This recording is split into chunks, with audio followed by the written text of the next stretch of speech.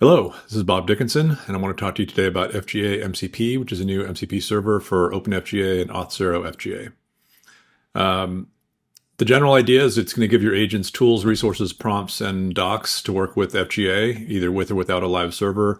You can use it for planning and design, including working with your DSL and validating it, implementing best practices. You can do SDK integrations and write code based on the bundled docs and the source code examples. And you can actually interact with OpenFGA servers or auth0 FGA servers. You can deploy to them, you can interact with them, you can set up, you can add tuples and change models and sort of do anything you could imagine you could do with an FGA server. And just a little bit about the background. So this was highly inspired by the OpenFGA MCP, which was a PHP-based MCP server by Evan Sims. He's since archived that project, so it hasn't been active in a while. And I also pulled an updated model authoring document from this OpenFGA modeling MCP server by Andres Aguiar. I kind of just put all that stuff into one. Obviously, this is a modern TypeScript, fast MCP based MCP server, so all the code was written from scratch, but a lot of those resources and the general shape of this thing came from those previous MCP servers. The differences. The big difference is that with the original OpenFGA MCP, you could have one zero or one fixed MCP or fixed FGA server. So you could basically have a server that was defined in your MCP config, and you could talk to that server. So we extended that so you can have multiple fixed servers. So if you want to have like a prod, dev, test, whatever, you can access them by friendly names and access and interact with multiple FGA servers.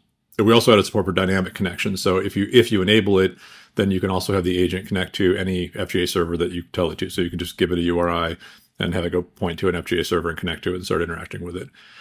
And the other thing we did was added agent isolated authentication. So we used this out-of-band. We use either URL elicitation or a similar mechanism when that's not supported. But the general idea is when you get to an FGA server that needs authentication, you will get directed to a website that's hosted by the MCP server itself where you'll enter your authentication credentials. So those authentication credentials will never be exposed to your agent or the model, even in the configuration. So it'll be a secure way to authenticate to those FGA servers with respect to the model. So let's just dive into a real quick demo. This thing does a lot of stuff, and I'm not going to show anywhere close to all of it, but I want to show a couple of quick use cases. So let's start with Claude Code. I have it, the MCP server running and connected from Claude Code. And if I do MCP, we can see that I have this OpenFGA server and it's got a bunch of tools. I can view all the tools. It's got a whole bunch of them. So the server has tools, prompts, resources, a whole bunch of things. Not all clients support all those things, but generally whatever your client does support, hopefully this will have some value. So let's just try a pretty basic prompt. Let's just say connect to the FGA server on port 8080 and see if there are any stores. Let's see what it does.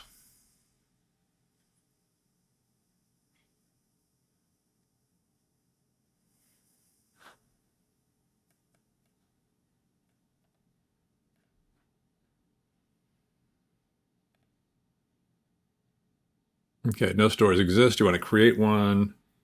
Yeah, let's create a store called test.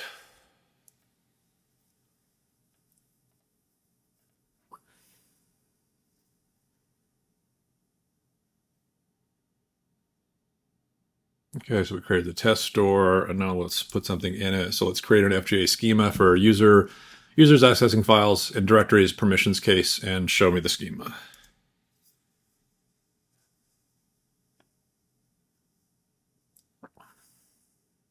So it's actually going to use some of the documentation guidance inside the MCP server to figure out how to build the proper schema, and then it's going to use a validator to validate the schema that it built before it shows it to me. So you can just see it did the DSL validation already. And now it's going to show me the schema, explains how it works. Awesome. And if I click down here, it's going to prompt me with add some sample tuples for our directory. But that's actually before we do that. Oh, it actually created the schema and it created it as a model in the store test, which I didn't ask it to do, but that's what I was going to have it do next anyway. So fine. So let's have it add some tuples. It'll just create some sample data.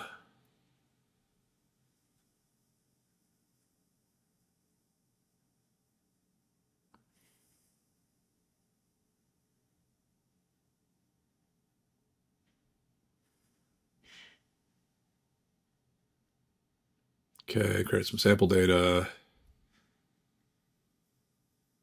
And let's see.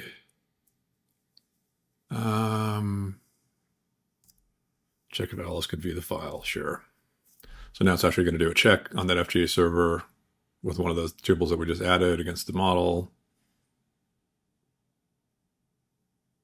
And we can see that it's allowed. So that's pretty basic. Let's go validate that it didn't just hallucinate that whole thing. So we'll refresh this.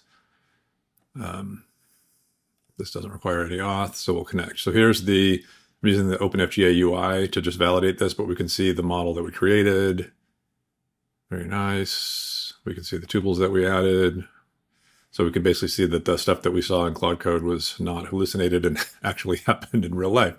Okay, so pretty basic demo. I'm going to do one more thing now, which is I'm going to go out of your view. I am restarting my FGA server, this time with authentication turned on. And I'll show you another use case. Okay, so let's go to Cursor. And in Cursor, we can see that we have the FGA MCP installed. And if we drill into it, we can see, where can we? Well, that's odd. Okay, I had to restart it for some reason. But anyway, we have 21 tools, 17 prompts, and 1 resource. There are also a bunch of templated resources. So if I pop open, I can see all the tools I have. And these are all the prompts down here. So let's do it. Let's give it the same. We'll start with the same prompt that we started last time, which is we're just going to ask it to connect to the same FGA server. And you'll see a slightly different interaction now, because now authentication is required to connect to that server.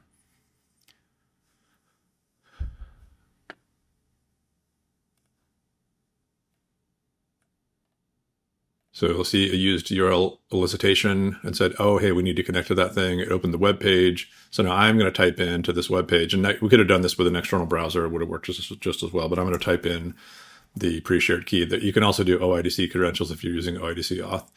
So I have this pre-shared key. I'm going to submit the credentials. It's successful.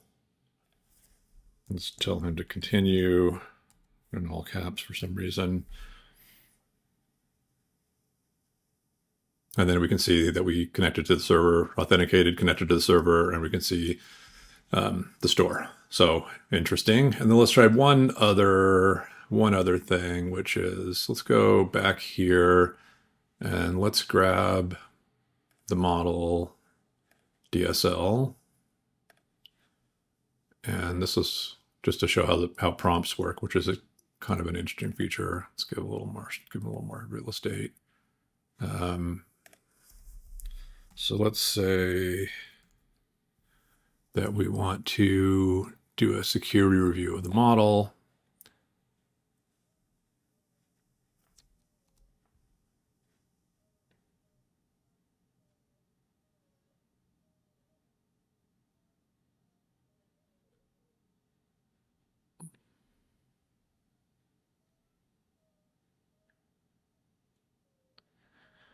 This will take a little bit.